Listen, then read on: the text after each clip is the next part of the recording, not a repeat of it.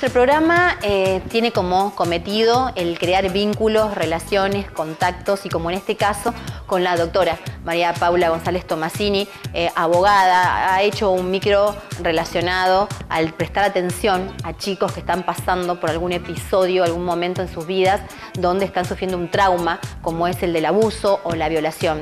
Ella defiende los derechos de estos jóvenes, de estos niños, y con mucha atención, con un equipo interdisciplinario, a través de una fundación que los protege, que le da los recursos, de pronto la asistencia legal pertinente y necesaria para que pueda ser tratado esto y llegar a algún buen fin. Por eso es importante advertir estos casos. Habíamos hablado en un primer micro sobre esto, ¿no? El escuchar a los niños, el prestarle atención, el mirarlos, observarlos. Ahora vamos un poco más allá. ¿Qué pasa cuando un niño ya ha sufrido un episodio de estos, ¿no? De haber sido abusado, de haber sido violado? ¿Qué ocurre con este entorno familiar y qué ocurre con este pequeño o con este joven?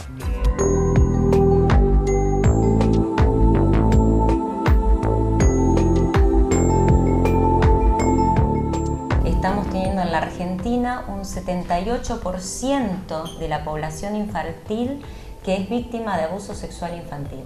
78%, o sea, de nuestra población infantil argentina. Y estos son los casos que se visibilizan o que llegan a alguna denuncia o que llegan de alguna manera a exponerse.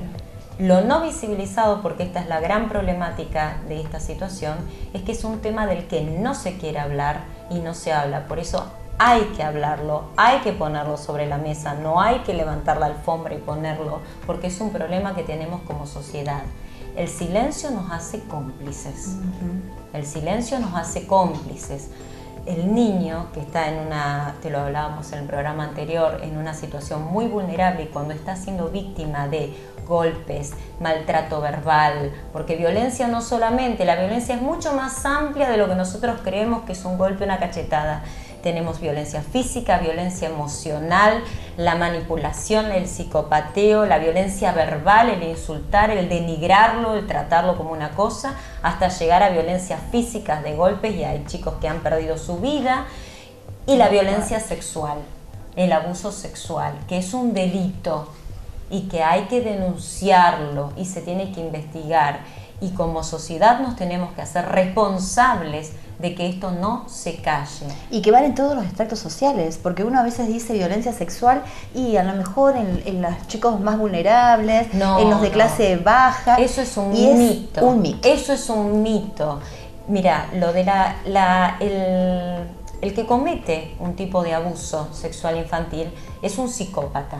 El que está definido por lo que se llama el Glosario Universal de la Medicina, el DSM-4, es una persona que está enferma, pero es punible, ¿eh? Ojo, no es que no es punible, porque sabe perfectamente qué es la maldad y la malicia del acto que está cometiendo, sabe que está sometiendo a la otra persona para obtener un placer propio, sabe que está habiendo un abuso de confianza, que es lo que se da en este tipo de delitos, porque por lo general no son terceras personas y ajenos al hogar, sino que sea dentro del lugar donde el niño vive, porque es donde el nene está amenazado, donde está amenazado otra persona. Mira que si hablas, entonces se produce lo que se llama el amansabamiento.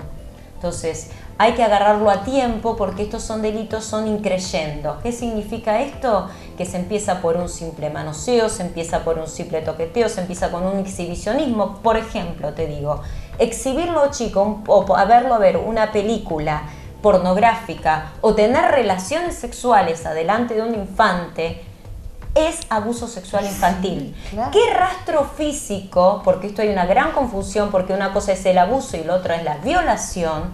Me va a quedar, no me va a quedar rastro físico, por más que me hagan 1.000.000 de exámenes médicos, y lo aclaro y no tengo ningún problema en repetirlo 100 veces, no va a quedar rastro físico, pero sí psicológico. Por eso la gran pericia es la cuestión psicológica, porque hay un juez de Mar del Plata, que él fue el que impulsó todo el tema de la cámara Gesell, donde plantea, ¿no es cierto?, que Irene Intevi, que es una especialista en el tema, el abuso sexual infantil es como un disparo que se produce en la psiquis del niño y produce daños irreparables. Sí. Que duran para toda su vida, Y es un trauma que hay que elaborarlo y ayudarlo a seguir progresando. No se borra, no se borra. Entonces todos tenemos que ayudarlo. Si lo callamos, si decimos, si un niño se acerca a nosotros en el ámbito que estemos, seamos maestros, tíos, vecinos, docentes, abogados, jueces, trabajadores sociales,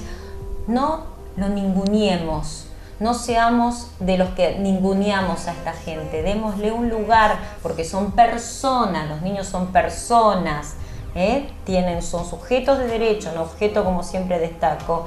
Creámosle, escuchámosle, y aunque no estemos convencidos, nosotros denunciamos. Hay 3 pautas: escuchar, creer, denunciar. Después la justicia se encargará de hacer la investigación pertinente, pero nosotros no nos podemos callar. Por mucha vergüenza que nos dé o nos incomode. Porque muchos son en el entorno familiar, como decías. Claro, o sea, me incomoda hablar de esto.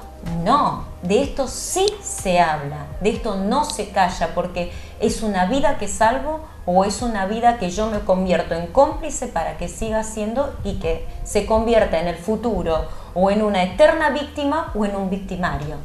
Entonces hay que ver muy bien, porque ¿qué hacemos nosotros como sociedad? Es verdad que nosotros le pedimos a la justicia respuestas rápidas, eficaces, no tenemos todos los medios, no tenemos todos los jueces capacitados, hay jueces excelentes que hay que sacarle el sombrero y otros que no tienen la especialización, lo mismo pasa con los abogados y lo mismo con los psicólogos, o sea, no tenemos un aparato que funcione a la perfección, tenemos lo que tenemos. Ahora, mi interpelación es, ¿y como sociedad? ¿Qué hacemos? ¿Cuántas mujeres u hombres que se enteran de una situación así prefieren mirar hacia el otro lado y callarse la boca? Y esto llámese a veces hasta los progenitores.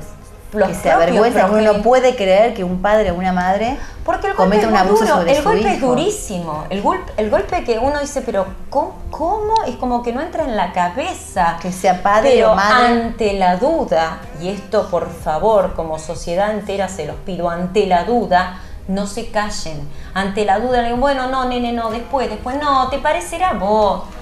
No, el nene está tratando, y ¿saben qué? Cuando hablábamos del programa anterior del niño al ser escuchado, una víctima no habla cuando quiere, habla cuando puede. Y a veces no habla. Y a veces se manifiesta como puede. Y se manifiesta cuando puede. Entonces, no, encima que logra un poquito de coraje para poder decir algo, no le restemos la importancia. Porque entonces nosotros, me pregunto, que nos decimos no, que hay otras sociedades en el mundo que discriminan. ¿Nosotros acaso no discriminamos? Y si no es lo que se le da por ahí mayor atención en la justicia, es de clase baja, no es un delito de clase baja.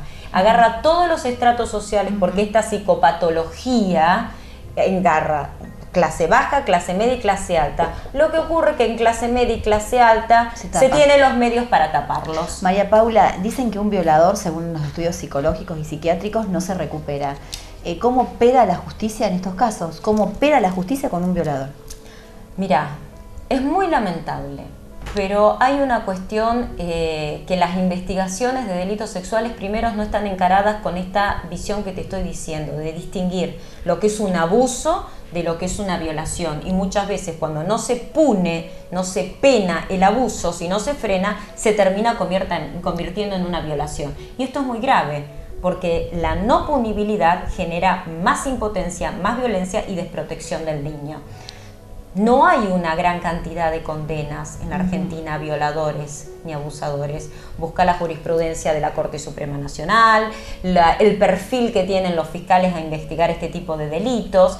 Es lamentable, pero es verdad. Buscamos de que no, o sea, si yo hago una denuncia por un abuso sexual infantil, no tiene lesiones, pero yo no denuncié una violación, denuncié un abuso que se corrobora por otros medios, que no es la pericia médica, sino la pericia psicológica, el comportamiento, el trato, los testigos. A ver, son los que se llaman delitos de alcoba. Una vez, ante un caso me dijeron, ¿qué testigo tiene? ¿En serio? Si hubiera testigo, esto no sería un delito de alcoba. Claro. Si esto se produce en el lugar donde está más desprotegida la víctima, y aparte muchas veces se produce en niños donde no tienen la comprensión de lo que del están acto. viendo y viviendo, Hay adultos que en su terapia, por eso decía este juez que esto deberían ser imprescriptibles. ¿Por qué? Porque a veces uno lo entierra y es un mecanismo de defensa que tiene el propio organismo de no querer hablar o no querer acordarse de eso. Y uno cuando tiene problemas en su adultez de interrelación, problemas con el sexo opuesto y lo que sea, y de repente en una sesión de psicoanálisis se descubre que fue abusado de chico. Esto es más común de lo que nosotros creemos. Entonces, informémonos, hablemos con las organizaciones que nos especializamos, con los profesionales que estamos en el tema, con estos espacios que sirven, porque sin estos espacios no podemos llegar del otro lado, que es toda una audiencia que si no están los libros, claro. O sea, aprovéchennos en cierta manera para poder salvar inocentes. Porque nosotros es verdad que somos muy propios de echarle la culpa al otro, pero a veces tenemos a nuestro propio lado un hijo, un nieto, un sobrino, un vecino, un niño, un alumno que está siendo víctima de una violencia infantil y no hago nada. Y mi deber, como me lo impone la ley, es denunciar y la justicia de investigar. Hay deberes, señoras, señores, niños. Ustedes tienen derechos, los adultos tenemos deberes. Principal deber, protegerlos. Y principal derecho, vivir una vida sin violencia. Muchísimas gracias, una genia. Gracias a vos.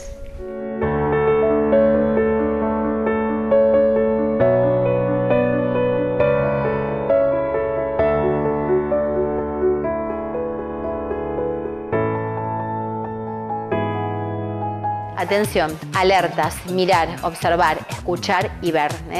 Es la idea, es el compromiso ante todo. Vamos a tener una nota futura de esto, del compromiso de la gente. ¿Qué pasa cuando alguien ve, sabe algo, cómo tiene que actuar? Porque hay que comprometerse, esa es la idea.